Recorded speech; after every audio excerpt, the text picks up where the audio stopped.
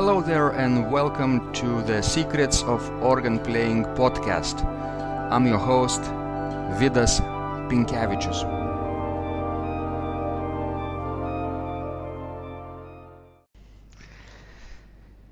Today's guest is a very dear friend of mine and mentor, an organ builder, Gene Bedient, who's going to share with us his insights about the art of organ building. Gene, welcome to the show.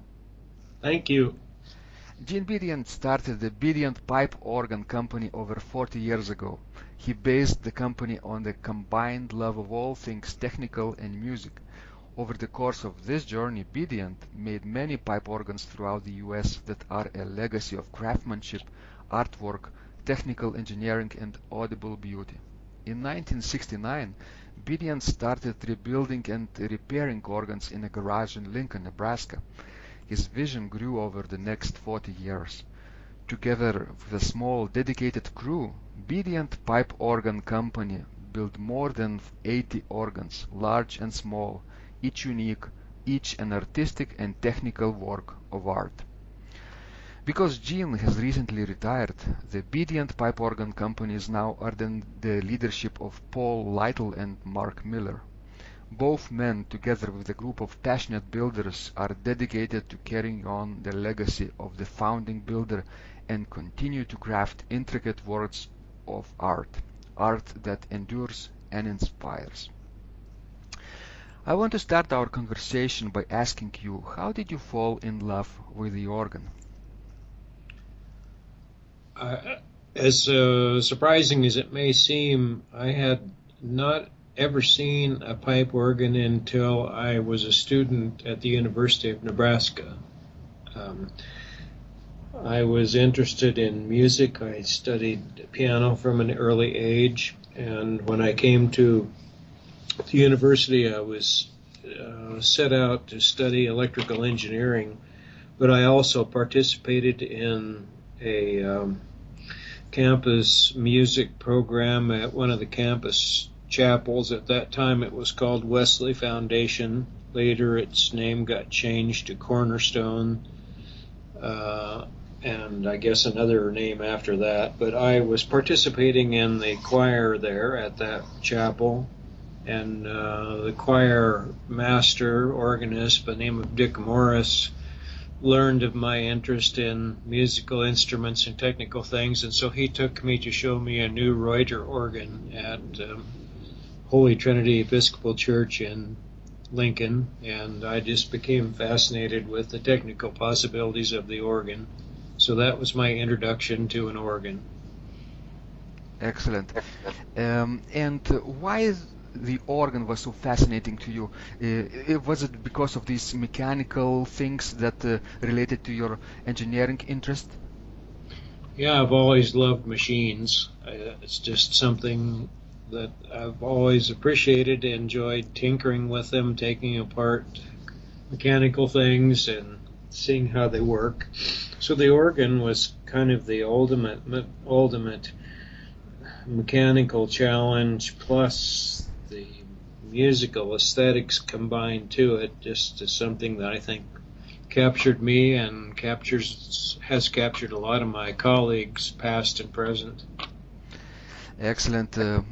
I admire your long-term commitment to building organs. And I first met you back in 2002. Remember at one of the EROI conference in Rochester, New York, where on one of the workshops they showed us how the metal pipe was being made using sand casting technique, which was prominent for Arp Schnitger, a 17th century North German organ builder.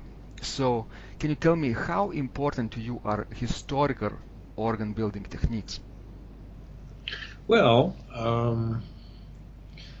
that's you've asked a big question there, and I think that they're very important.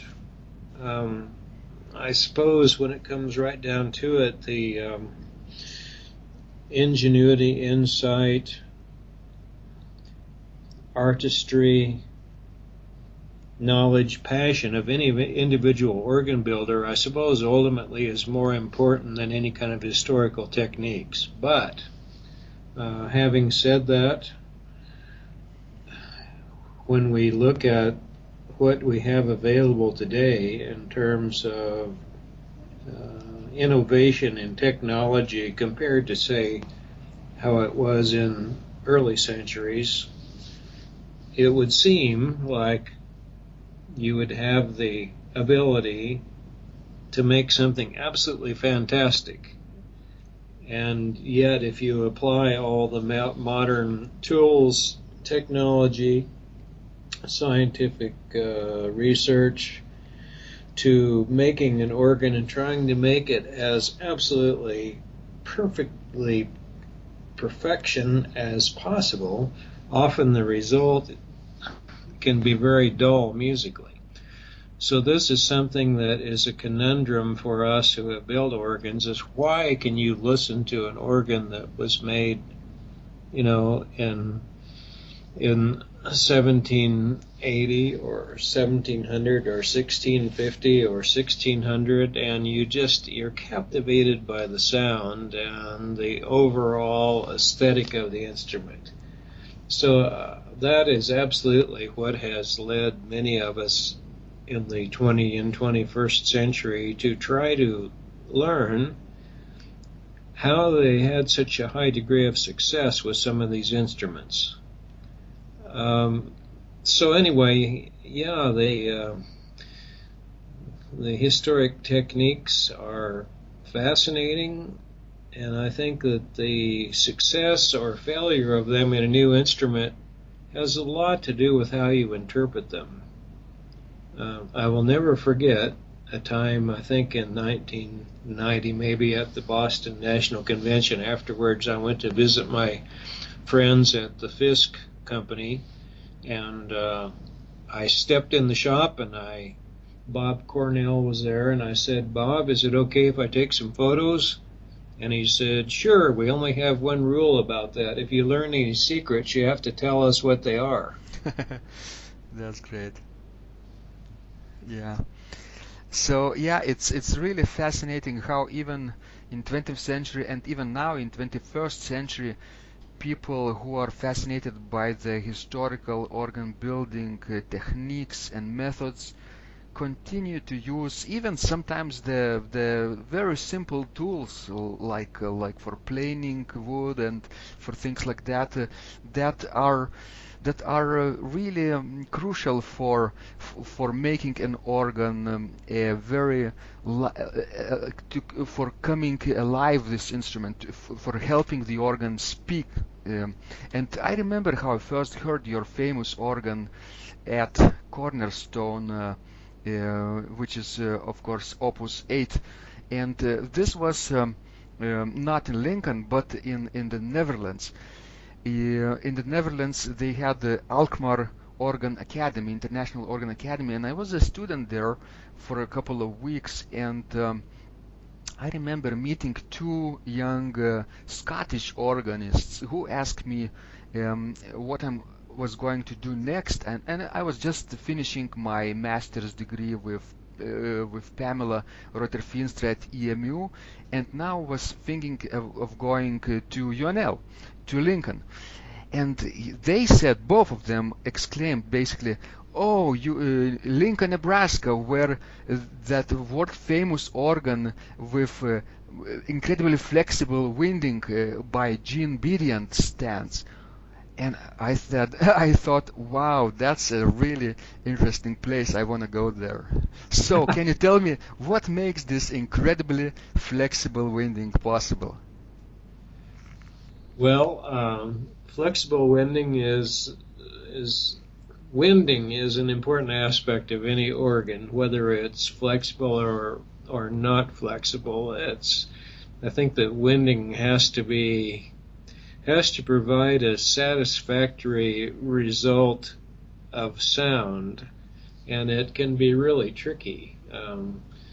I didn't know much about it when I was building that organ with my colleagues back in 1974, 75. and I was just beginning to learn about that. And John Brombaugh had become a friend, and he and his partners really shared a lot of great information with me, and that continues till today. Sometimes we still have conversations about the organs, even though neither one of us are making them anymore. But that whole question of wind is a really important one, and I think that organ builders have struggled with it over the centuries. And sometimes you make everything the way you think it should be technically, but the result is not satisfactory. Like maybe there are wiggles in the system that cause kind of unmusical effects, or maybe it just has a lifeless sense to it. So anyway, when we did the one at Cornerstone, I think I had a lot of luck by accident in how successful it was, but I also must say that I had a gift given to me there in that situation with that organ in that town, because I lived there, and I got to hear so many amazing organists play that organ. And some people, even people that knew it really well, could handle the wind system just marvelously, and others made the organ sound not very good because they didn't understand how to use it. So I think that the wind system in an organ is a part of the aesthetic available to the organist. And organ builders try to make a system that is suitable, but also that gives the organist some possibility of working with it if the organist has that knowledge of how to use the wind of an organ. And some do, some don't. Yeah, and I guess that some organists don't particularly enjoy playing with this very flexible winding keyboard. I mean, because you have to be very conscious of the releases and depression of the keys as well, isn't it? Yeah, that's absolutely true. And I mean, here you are saying this to me, Vidas, and you always handled that organ so well. So you obviously understand it well. And yeah, you're absolutely right. You're absolutely right. And so if an organist is of the mentality that you just want to play as accurately and fast as you can, and not give any thought to, as you say, attacks and releases, well, then I think a wind system like that at Cornerstone is not for you. I think that you really have to be willing to work with it, learn from it, as you and many others have, and it can be a real gift to the ultimate outcome of performing music. That's right. Let's be a little more specific for our organist listeners who are wondering what do we mean by flexible winding and how to control it, okay? So, as I understand, flexible winding is made by the really low wind pressure, isn't it?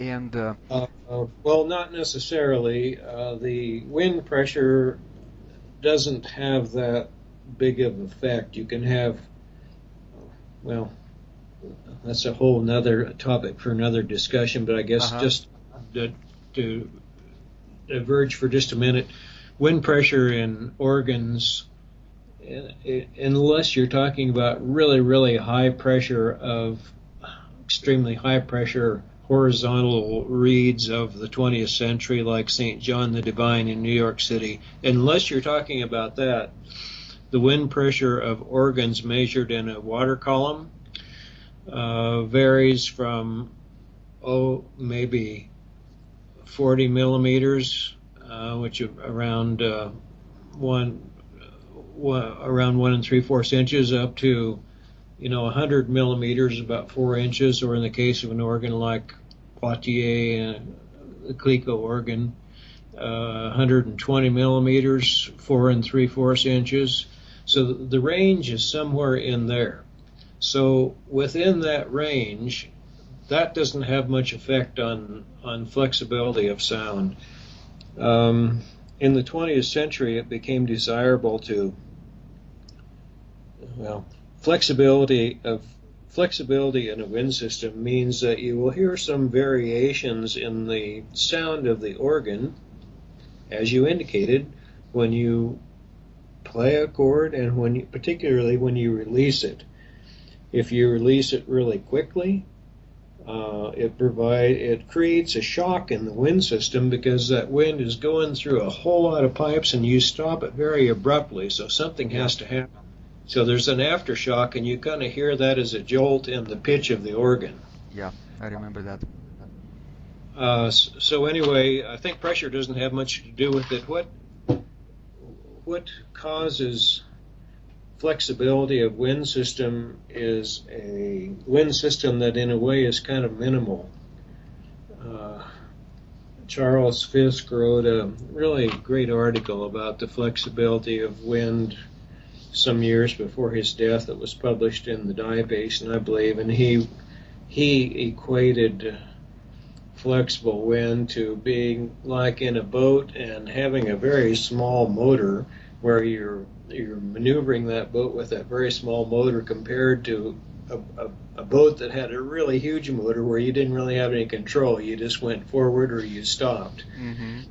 So flexible winding is a sort of a minimal system of wind where, well, I guess I should back up just a little bit and say that historically it sort of happened naturally because wind had to be produced by people manually manipulating bellows to fill them, release them, and let them supply air to the organ. And it was an alternating system where you had not one bellows, because if you have one bellows, when it's out of air, you have to stop playing. So there had to be more than one, so one could take over when the first one was out of air. So this inherently caused some effects in the sound of the organ, and it happened naturally. So organ builders always tried their best, I believe, to minimize any unpleasant effects that this had by making the wind relatively stable so there wasn't much of this effect on the pitch.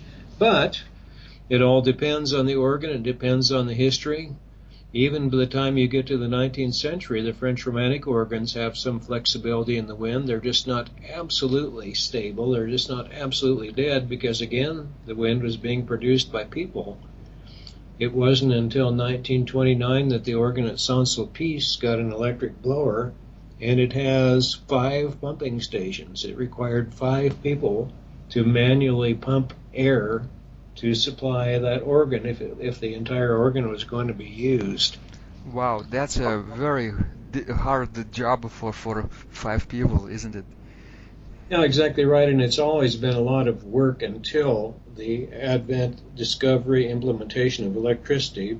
Until that time, it's always been a lot of work to provide wind to an organ, even a small organ, because it took one person working fairly hard anytime the organ was being played to supply that wind. So it's hard to compare historic organs with modern organs in a way, because the technology of the delivery of wind is so much different now.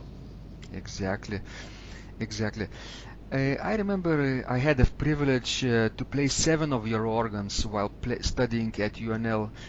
With Osha this morning we counted, for example, Cornerstone Chapel, St. Mark's on the campus, chapels at Grace Lutheran in Lincoln and St. Cecilia Cathedral in Omaha, Madonna Chapel, residence of Mary Murrell and Quentin Faulkner, and of course the big organ, St. Paul's United Methodist Church in Lincoln.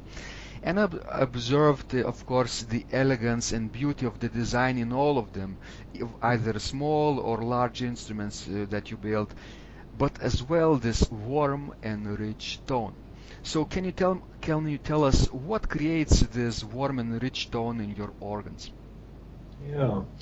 Well, that's a really interesting question, and I have to tell you that I think in an organ, is my opinion, whether you sense that warmth or not, obviously there are a lot of factors that contribute to that, and not the least of it is the acoustic. But within the context of organ sound, I really attribute that sense of warmness, if it's there, to the principal chorus. And I have to say that I really feel like I owe a lot of the success of being able to create that type of sound to Charles McManus, the only organ builder that I actually worked for. He's been gone, I suppose, 10 years now, but I worked for him for a period of time, and he was located in Kansas City, Kansas, built a lot of organs, and he learned his principal sound voicing techniques from looking at Johnson organs from Boston, 19th century Johnson organs. And what he observed was that the flue opening of principal pipes was not straight across even, as you so often see it, but it was curved. So the center of the lower lip was sort of curved outward, and it moved in towards the edges of the flue. So if you look down into the flue, you would see this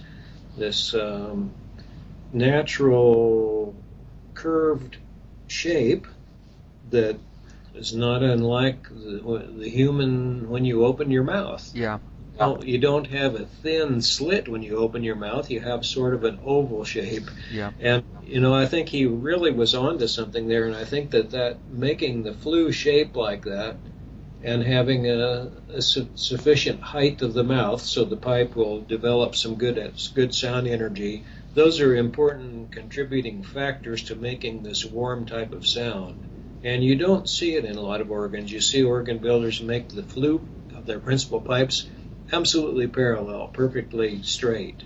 So I've never done that because I learned from McManus that you can get this really nice warm quality by having that more open flue. Open flue, okay. That's understandable, of course, and very, very important. So, can you tell me the number of the organs that you built? Is it 89? I saw that on your website of the company, or more by now? That could be right. At the time I left the company in 2005, we had completed 81 organs, and I think that there was number 82 was about finished but hadn't been installed yet. So at this point, they've done more projects since I have left, so I think 89 is probably in the vicinity of the correct number. And of course, we should mention that this famous Opus 8 from the Cornerstone Chapel was recently moved to another place, to another home, also basically in Lincoln, in the same town, in St. Thomas Aquinas Church, right? Yeah, that's right. It's only about 4 blocks away from where it was first built and installed, and it's I think not just in modern times, but it has happened historically that things happen with churches, organs get moved. The famous organ of Schnitger and Koppel that was made so famous by Helmut Walsche in his recordings, it's not its original location. So this does happen. The Cornerstone Chapel has actually been demolished, and I guess type of a new structure is going to be built there. So it's really fortunate, I think, that the people at St. Thomas Aquinas who wished to build a new facility decided that they would like to have the Cornerstone organ, and they have built I haven't seen it, but they've built a really beautiful chapel with really super acoustics, and our people did some mechanical minor fix-up work on the organ and reinstalled it, and also have added pedal towers, which at this point do not have pipes in them, but eventually the organ is going to have a few pedal stops and pedal towers, which will be a very nice addition. Yeah, that's right. So about 89 organs, and I know they are very diverse and in style and techniques and method used and in shape and size. And I know it's difficult to choose, so to say, one child over the other, but can you name some of your most important organs Yeah, over your career? sure.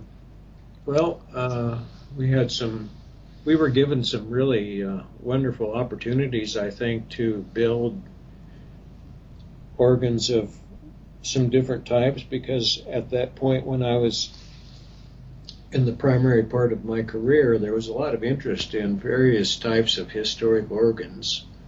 So the organ at Cornerstone is very much a North European style of organ, German, Dutch, earlier than Schnitger, and everything worked so well with that organ, the way it was built and the acoustic and everything.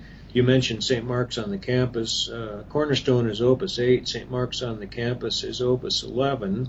Yeah. And there we had a chapel with really fabulous acoustics, tall, narrow chapel. Never had a pipe organ, and so we were asked to provide a proposal in 1978, I think it was, and we did. And I just had the idea that because of the really great acoustics, it would be great to build an Italian-style organ, because it couldn't be a big organ, but it needed an organ, I thought, that had a lot of depth and sound, but gentleness. And so I came up with the idea of doing this Italian-style organ. So, I mean, those two organs, a few blocks apart, are totally different in style, and I think they're both very successful and very unique. Absolutely. So I would certainly cite those two, but we were able to build a couple of French-style organs, 18th century French, which is not in its original location. It's now at the University of North Texas in Denton. It's a 40-stop 18th century French organ, patterned as closely as we could make it after organs like organs of Clicquot, like Souvigny and Poitiers. And then after that, we had the great luck of being able to build a 19th century French-style organ, which is not in its original location either. It's in Charleston, South Carolina, in a really, really wonderful acoustic, and I think both of those organs are totally unique and totally successful. So, I mean, those are four that I think are really great. But, also, you mentioned St. Paul Methodist Opus 70. Yeah. That was a great opportunity to build a unique organ, too. And that church had such acoustical problems, but a friend of mine, Dominique Sheen, was working with the architects, and he improved the acoustic tremendously in that church. They were really skeptical about having us build the organ because they had an old Reuter in there that had certain warmth and loveliness, but it had been unfortunately redone 2 or 3 or 4 times, and there was not much of the original left. Otherwise, they might still have it. So anyway, when we built that organ, we tried to make something, and it's a big organ. It's around 40 stops, and so we did our best to try to make something that would be warm, that they would like, and we were just on needles and pins that they might not like it, but they loved it, and they continue to love it, as we understand. So it was a great success, and it's a totally different organ than the others, but it employs some of the same things that the Cornerstone organ employs, like the principal voicing technique that I mentioned, and actually some of the same alloy used for the pipes in the Opus 70 were used in Opus 8, same thing. So that, you learn. It's just like you as musicians, you and Oshra, you over the years you think, well, my playing and my interpretation is going really well, but then 3 years hence, you say, my gosh, look how much I've learned. So, that's the way it goes with organ building, I think. When you get really good, so you really know how to do it, while you're too old and you retire. But you shouldn't be so modest, because of course you are a musician too, because of course you are an organist, right? And have, That's right. Yes. over the years worked as an organist from time to time, and even now I think you are contributing to the organist profession as well in another country, right? That's In right. Yes. Right. where are you now? Can you tell us a little bit? Yes, when I retired from the organ company, my wife Gwen entered the American Foreign Service. Just kind of a series of accidents happened, and we served.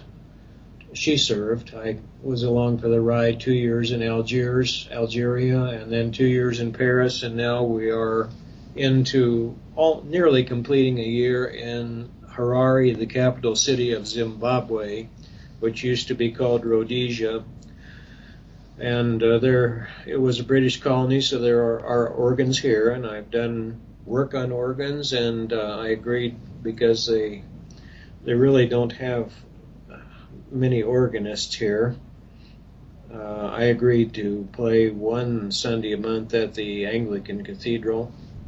So yeah, I'm doing that, and I'll tell you something else about that in a minute. But And I appreciate your photos of Zimbabwe organs that you see in Africa and post on Facebook. That's really, really fascinating. Not a lot of people saw, of course, around the globe previously these instruments, but they are worth seeing as well, I think. yeah, indeed they are, and they're fascinating things. The organs here, except for one exception I know of, came from South African builders, primarily a company called Cooper, Gill, and Tompkins, who were in business not any longer, but were in the business 100 years as of 2002. They made a lot of organs, and there's one really remarkable one that Casavant made and built here in the Catholic Cathedral in Harare in 1927. Totally original tubular pneumatic organ in excellent condition. So yeah, there are interesting things here, and I'm glad that we've been able to get the word out about them. Excellent. So I'm really grateful for the tip you gave us and pointed to the documentary called The Wind at One's Fingertips, which was created about building your Opus 21, originally for Grand Rapids, Michigan, but which was Yes. later moved to the University of North Texas, as you mentioned before. So, can you tell us how did you come up with the idea of building the first French classic organ in the US? Can you repeat the question, Vidas? Yeah, how did you come up with the idea of building the first French classic organ in America? Yeah. Well, I didn't come up with the idea that the organ wouldn't exist were it not for the organist choir master at that time at St. Mark's Episcopal Church in Grand Rapids, a gentleman by the name of Bill Elliott. And Bill is now living in Florida, retired. He had studied with Marchand in Paris as a young man and fell in love with the sound of the early French organs, and so he'd always said if he had the opportunity he would try to see one made in America, and so that's how it came about. And I had been to France when we started talking about that and fell in love with the country and knew some of the important organs before we even start having those discussions. So after he and the committee really saw to it that I had a chance to do that, then I got serious about going back and doing some more first-hand investigation of historic organs and doing some measuring and listening and trying to develop ideas. So, and with Bill's help, we arrived at the specification of the organ, and through our research and with a lot of investigation of the book by the French monk Dom Bedos from the 18th century, who documented organ building at that time, both in text and in drawings, we came up with a plan to make it, and we did. Fait accompli. Excellent. You see, this documentary is so important, in my opinion, that it should be required basically like a textbook for organists who are interested in organ building and design, like for these classes that some organists take at university level or conservatories. This documentary should be on that list too, I think, because the work that you do is so behind the scenes, and nobody really sees the inside of the organ. That the work that has been done, woodworkers and your other craftsmen and artisans who carve the wood and make the pipes. That's really fascinating, and I think worth watching for many organists around the world. I definitely will share the link to this video with my That's good. Well, it kind of readers. has a life of its own. I think it was first aired in 1986, and at that time it was shown a lot. The Corporation for Public Broadcasting in the U.S. picked it up, and they showed it nationally. It was made by Nebraska Educational Television, and then it found its way all over the world, and I've had people from many different countries tell me that they'd seen it, Israel even, and all kinds of places in the world. So it kind of has a life of its own, and it ever so often it will resurface, and then I'll be here again. So anyway, a lot of people have seen it. I was surprised that you had. Yeah, and I just watched it last night, and I will watch it many times in the future. I'm very sure, and Okay. I think my subscribers will enjoy this documentary as well. And it So, is incidentally available on DVD through the Great Plains National Television Library in Lincoln, Nebraska. okay, I'll look it up and share the link too. Excellent. So when you build an organ, Gene, of certain historical style and national period, national style and historical period, how do you decide that this organ will be French classic or French romantic or German or maybe even Italian? How do you come up with this idea of the style?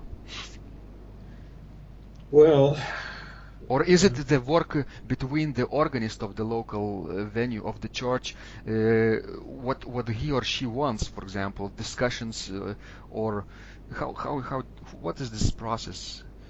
yeah. Very interesting. Well, that's a really interesting question, and I've had the good fortune through my travels of getting to know a lot of different historic schools, national schools, and styles, and it's complex because a German organ, Germany has three fairly distinct parts, divisions of different styles of organ building historically, and of course an 18th century organ is totally different than a 19th century organ. So I had the good fortune of getting to know quite a few different styles, and that gave me a expanded vocabulary of what I could offer. And I'm not alone. I mean, there are a lot of people out there just like you and Ostra who, as I was in the main part of my organ building career, had also experienced a lot of these instruments and loved them. And so it was almost always a collaboration with an organist. I was very fortunate to do a lot of work that I loved doing, but I could never have done it had it not been without the collaboration of organists who also had a vision for certain things that we were able to accomplish.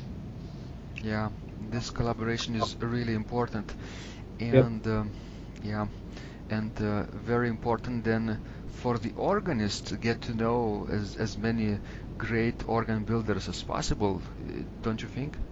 Oh, absolutely. Yes, absolutely. And we live in a time when, well, during my career, I think some of the best organ building happened in 20th 21st century America that has ever happened, just because of certain coincidences of certain personalities that got into organ building when they did, and a certain time of being ripe to explore certain things.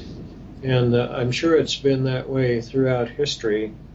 I think sometimes today people say, oh, we see the organ as being in decline and it's sad. And I think, people in France at the end of the French Revolution must have thought there would never be any such thing as organ building again. Yeah. And along came Cavalier-Cole and people like that, and Sauer in Germany, and just amazing things continue to happen, and I think they always will in the organ world.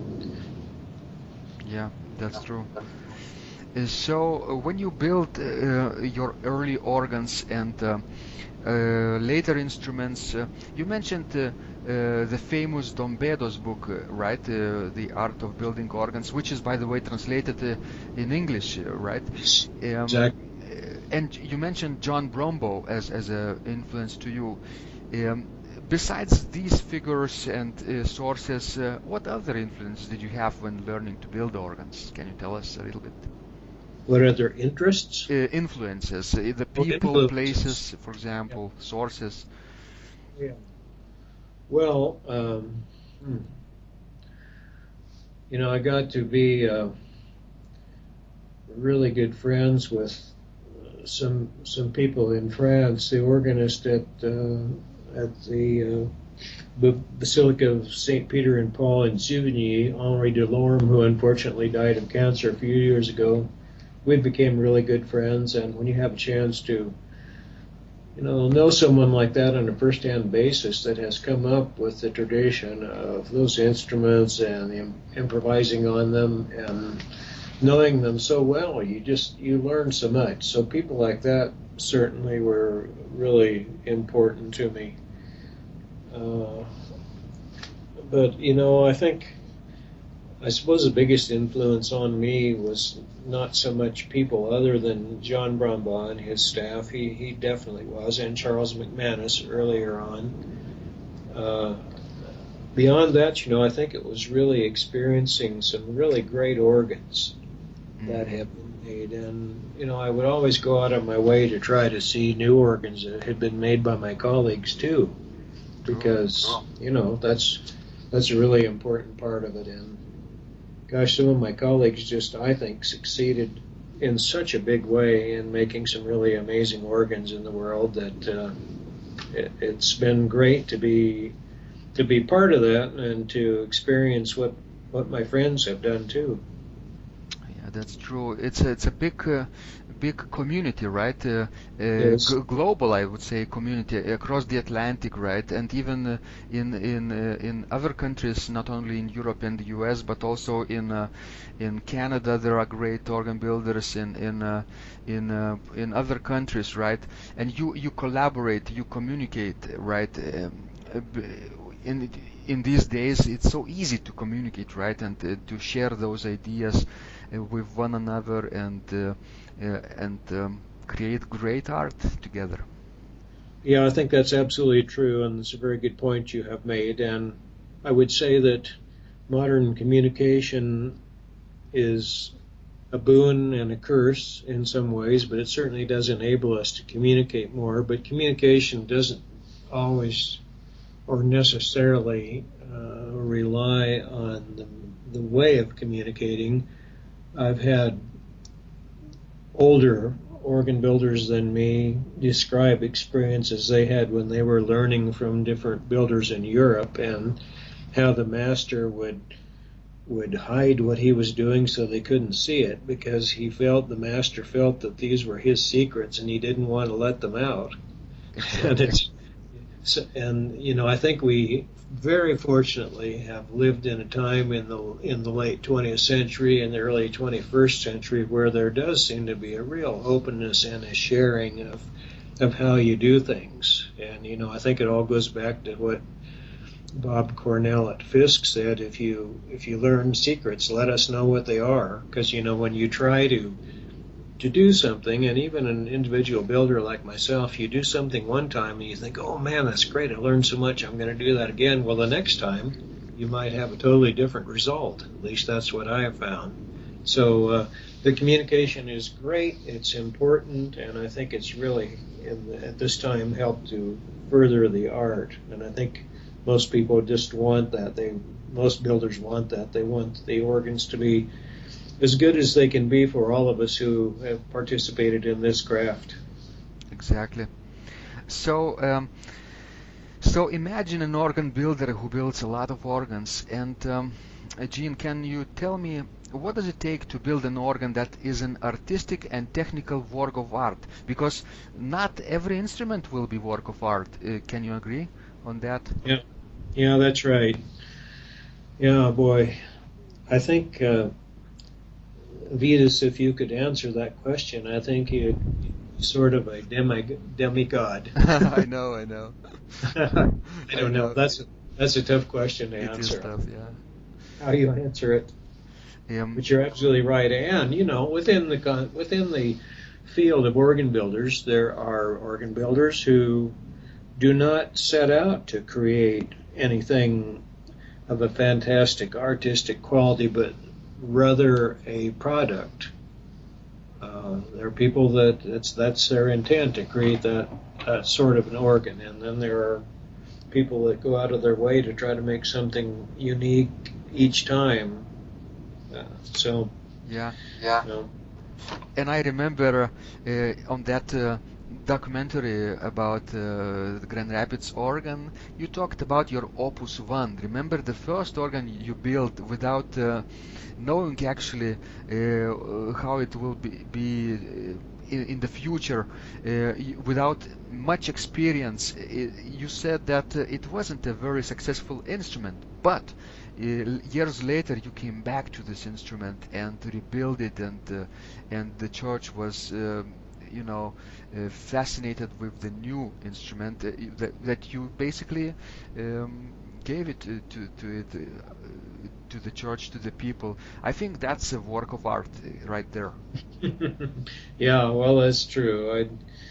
I think most of us that go out and do these things feel a sense of responsibility to the people that have trusted us, that the organ has to work well, it has to sound good, and so if it hasn't, because of our inexperience, I think it's a common thing for us to go back and make it better. Was for me.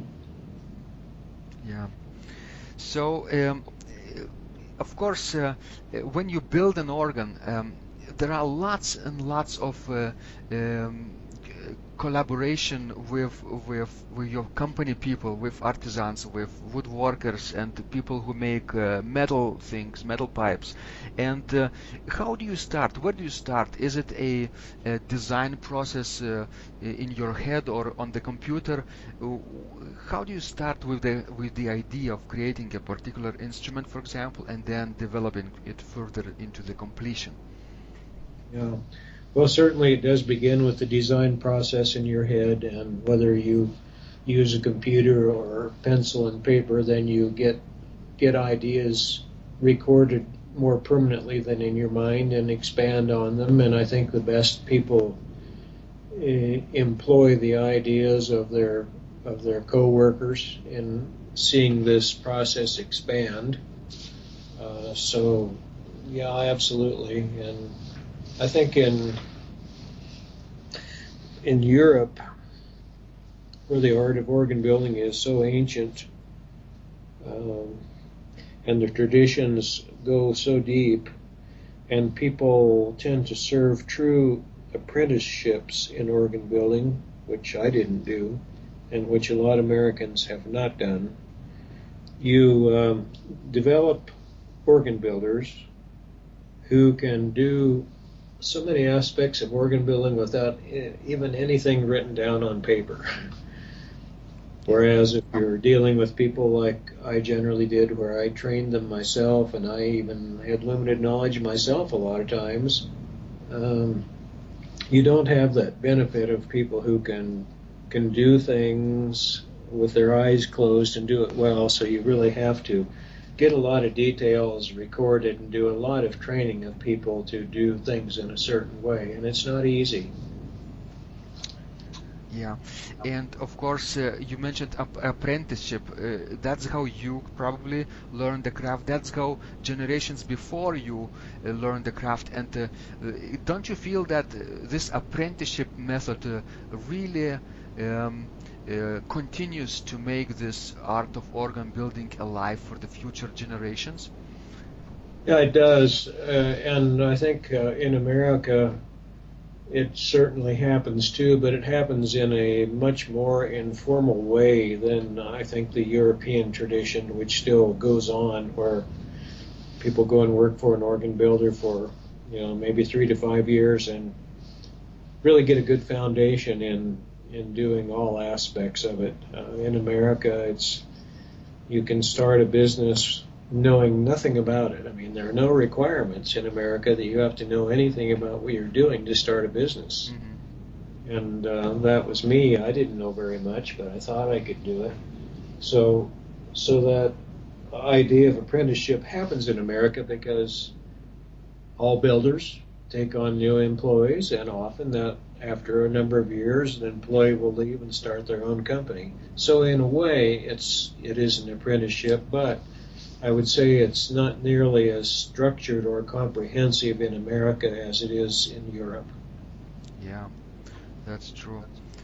And during your entire career, when you build more than 80 organs, many of them are tracker, of course, but some of them are electro-pneumatical, right? And of That's course, right. we have to mention to our listeners that not only you build new instruments, but also repair and rebuild existing ones that are in need of reparation, right? Yeah. So they are very diverse in style and techniques built. So can you tell us a little bit what are the pros and cons of the tracker and electro-pneumatical organs? hmm Well, as you very well know, you've asked another extremely complex question. I know. And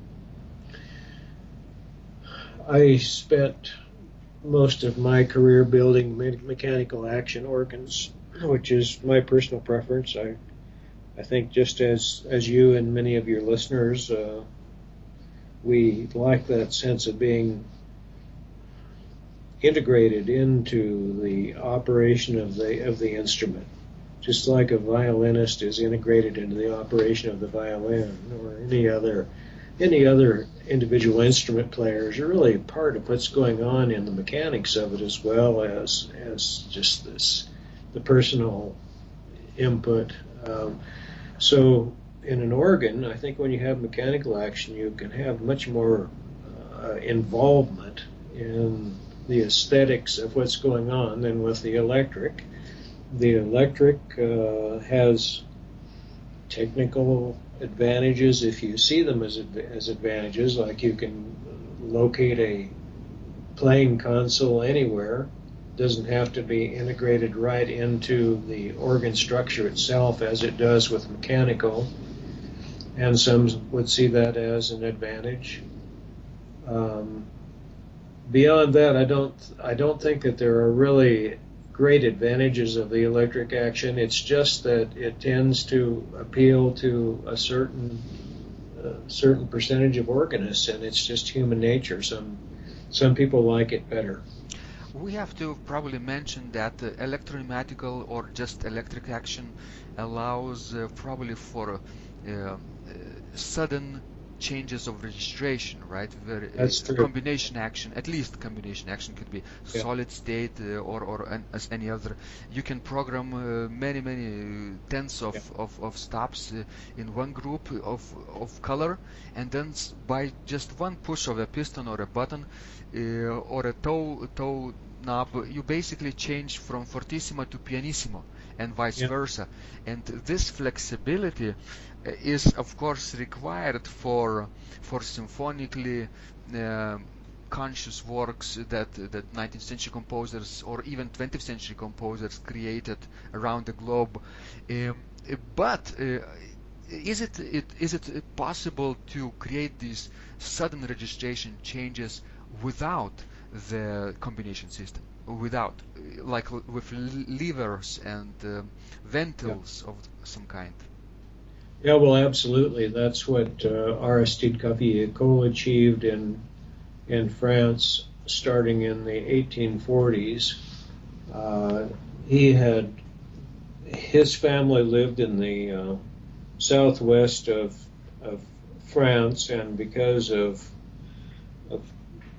political conditions and health conditions, his family often moved back and forth between uh, northern part of Spain and southwest France, and he and his family, his father, his grandfather, his brother, they did work in Spain as well as in France, and every organ builder had created, I believe, developed certain innovations that were unique, and the Spanish had certain ways of controlling registrations and stops and novelty devices using foot pedals, whereas this wasn't really common in Northern Europe.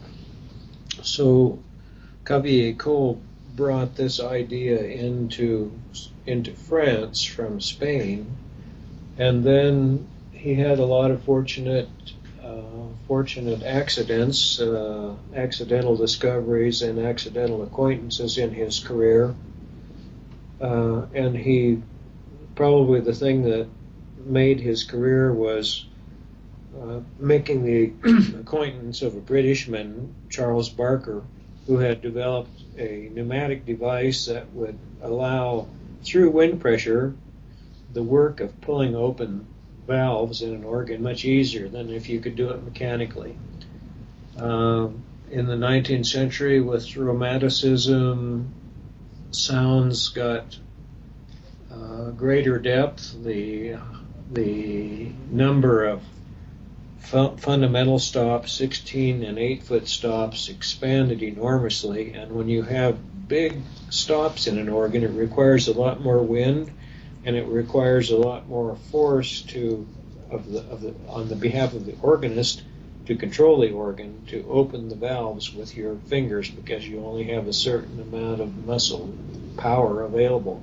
So Caville used this device of Barker that was sort of like power steering in an automobile, and enabled the organist to do a lot of opening of pallets with great ease. And then with the Caville's own invention of the foot pedal system, he came up with a way of controlling blocks of sound quite easily just by opening or closing valves that were controlled by foot pedals. So you could keep your hands on the keyboards and make really amazing contrasts of sounds by moving among keyboards and operating these foot pedals. So what he achieved by the 1860s is really amazing, required no electricity, and enabled an organist to go from very soft to very loud, just like you can today with the most modern electronic type of controls. So being able to do this is not reliant on modern technology, but I think there has always been the desire to make organs that can be made larger, play easier, and have more flexibility for the organist to create many different varieties of dynamics and sound. Yeah, that's really a fascinating topic, and has a lot of relevance to a lot of people around the globe. So, Gene, I'm conscious of your time now, and I'd like to begin to wrapping up. And for the last section of our conversation, can you tell us how important for an organist is to know the inside and mechanics of the organ? Well, a really good question. I think I'm not sure one can say that it has a lot of importance or that it has to have a lot of importance. I think, again, it's dependent on personality. Over my many years, I've worked with organists who have the ability to go inside of an organ and do amazing things in terms of minor repairs or adjustments or even tuning some pipes. I have had other organists who are fantastic and have absolutely zero interest in doing that. Uh-huh. So I think that I personally think it's good for organists to know what's going on inside, because if nothing else, it gives them a greater sense of appreciation for everything that went into it, and it seems like that alone would be interesting and beneficial. But necessity, there probably isn't necessity. It probably is a matter of individual interest and curiosity. And if an organist is really curious, right, as you say, how can he or she learn to tune and maintain this instrument that he or she plays? Is it necessary to find an organ builder around this area that he works or she works, and or just by getting inside the instrument and trying things, regulating things and tuning things? But it's probably dangerous to do it on our own, right? It's better to consult an expert, probably. Yes, I think you're absolutely right about that one. Without knowing how it functions or what the requirements are for changing something, one can do a lot more damage than good. And unfortunately, this has happened historically here in Harare, where I've been working. And I've seen this throughout my career. You'll go inside of an organ where someone has been inside and hasn't really understood the delicacy, that they might step on little pipes and bend them and this sort of thing, so someone has to come along and make repairs. So you do have to know what you're doing, and I think the best way is to try to get an organ builder or an organ maintenance person to help, for those that might be interested in doing that. And learning how to tune reed stops, which are the ones that most frequently need to be tuned, is not that difficult. So absolutely, and I think that organ technicians and organ builders are happy to make time for someone that's interested and teach them some rudimentary things, and we would all much rather have somebody trying to do that work who's had some instruction and some help, rather than trying to do it on their own without knowing what to do. That's right. And of course, in these days when technology is so available for all of us, when we have a video recording suite in our pocket, basically, making video lessons, recording video lessons about tuning and maintenance of the instrument is so simple. And I'm just basically waiting who will be the first organ builder who will create this course for organists, for example, how to tune and maintain and regulate the instrument. That would be Well, fascinating. very good point. Yes, I can see that absolutely is something that could be of value and will undoubtedly happen. Excellent. So, can you tell us, Gene, what's the best place our listeners can find you and your work online? Oh, well, I post information about what I'm doing all the time on my Facebook page, which is very easy to find. The Bedient Organ Company also has a Facebook page, and the Bedient Organ Company has a website that has, I think, photos and some description about all organs that we have made. So those are resources that I think of. Yeah.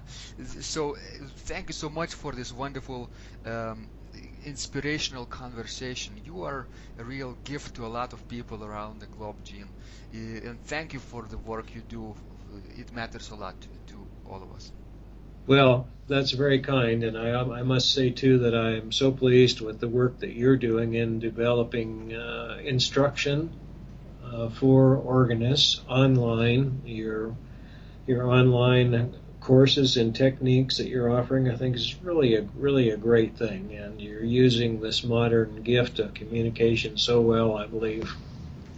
Thank you. I'm flattered. Yeah. Not at all. If you liked this conversation, I encourage you to visit my blog Secrets of Organ Playing at organduo.lt, where you will find lots of insights, practical advice and training for every area of organ playing. You can subscribe to this blog for free to get your daily dose of inspiration and to be the first to know when any of my future podcasts roll out. I hope to help you reach your dreams in organ playing. I'm Vidas Pinkevicius. Thanks for listening, and I'll catch you online really soon.